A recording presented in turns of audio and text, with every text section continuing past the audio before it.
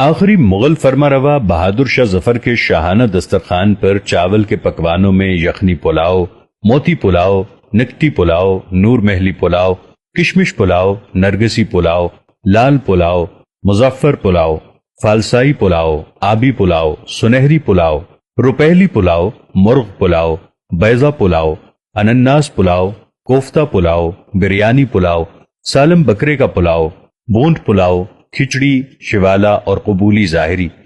سالنوں میں امید ہے کہ میری طرح آپ نے بھی یہ نام کبھی نہیں سنا ہوگا۔ قلیلہ، دو پیازا، ہرن کا قورمہ، مرغ کا قورمہ، مچھلی، بینگن کا بھرتا، آلو کا بھرتا، چنے کی دال کا بھرتا، بینگن کا دلما، کریلوں کا دلما، بادشاہ پسند کریلے، بادشاہ پسند دال، سیخ کباب، شامی کباب، گولیوں کے کباب، تیتر کے کباب، بٹیر کے کباب، نکتی کباب، خطائی کباب اور حسینی کباب شامل ہوتے تھے۔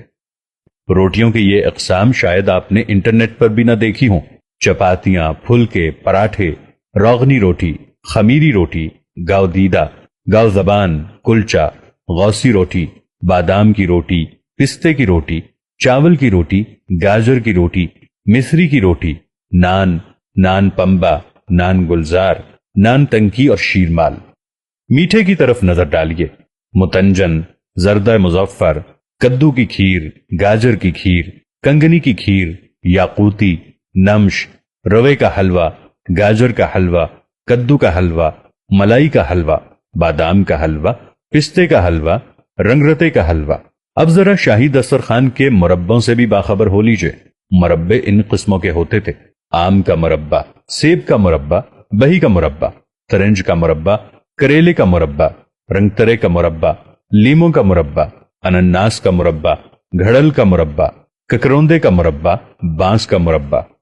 کھانے کے بعد میٹھا بھی ضروری ہے۔ لذت دہن کے لیے تو اس شاہی دسترخوان کی مٹھائیوں کی اقسام یہ ہوتی تھی: جلیبی، امرتی، برفی، پھینی، قلاقند، موتی، موتی پاک، بالوشاہی، در بہشت، اندرسے کی گولیاں، حلوہ سوہن، حلوہ حبشی، حلوہ گوندے کا،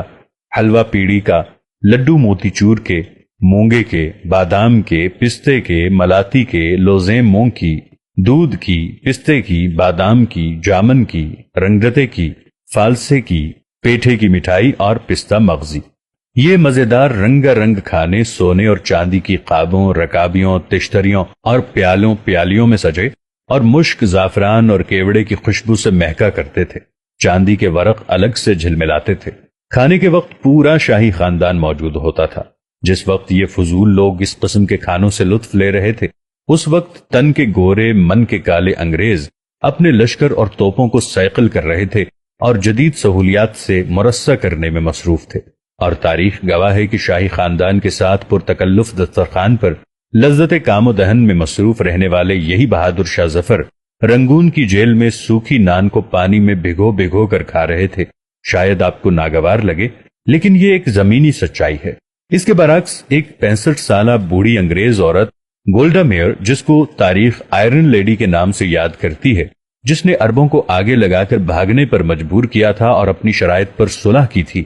اس سے واشنگٹن پوسٹ کے ایک صحافی نے پوچھا تھا کہ میڈم، آپ نے امریکہ کے ساتھ اسلحہ خریدنے کے لیے جنگ کے دوران ایک انتہائی مہنگی ڈیل کی تھی، حالانکہ اس وقت اسرائیل کی معیشت بہت زیادہ خراب تھی، جس کی وجہ سے آپ کے خلاف مظاہرے بھی ہوئے تھے، تو کیا آپ کو یہ امید تھی کہ آپ یہ جنگ جیت لیں گی؟ اور آپ کو اس وقت کیا محسوس ہوتا تھا جب آپ یہ ڈیل کر رہی تھی؟ اس عیار عورت نے جواب دیا تھا کہ جب آپ عیاشی کے لیے پیسے اڑانا شروع کر دیتے ہیں تو آپ کے ارادے کمزور ہو جاتے ہیں اور آپ کی دفاعی حکمت عملی خاکستر ہو جاتی ہے۔ اور مجھے بتایا گیا کہ میں یہ سب کچھ اپنی قوم کے لیے کر رہی ہوں۔ میں نے کہیں پڑھا تھا کہ مسلمانوں کے نبی حضرت محمد صلی اللہ علیہ وآلہ وسلم کے گھر کی دیوار پر انتہائی غربت اور فاقہ کشی کے باوجود آخری وقت میں بھی 3 تلواریں ٹانگی ہوتی تھیں، اور اسی واقعے نے مجھے ہمت دی تھی کہ میں یہ ڈیل کروں، اور نتیجہ آپ کے سامنے ہے۔ آج بحیثیت مسلمان ہم پستی و گراوٹ کی جن حدود کو چھو رہے ہیں، اللہ ہی رحم کرے، کیونکہ 200 منزلہ عمارتیں بنانے کے لیے اور ایک رات میں ڈانسرز پر 50 کروڑ روپے اڑانے کے لیے تو ہمارے پاس بہت کچھ ہے، جبکہ غریب مسلم ممالک میں بچے ایک وقت کی روٹی بھی حاصل نہیں کر سکتے، پینے کا پانی نہیں ہے، باقی سہولیات تو بہت بعد میں آتی ہیں۔ آج ہماری ترجیحات عیاشیاں ہیں، نہ کہ اسلام کی بقا کے لیے تیاریاں۔ اللہ تعالی ہم سب کو ہدایت دے، کیونکہ مسلمانوں کا اصل شیوا عیاشی نہیں، فخر اور غیرت ہونی چاہیے۔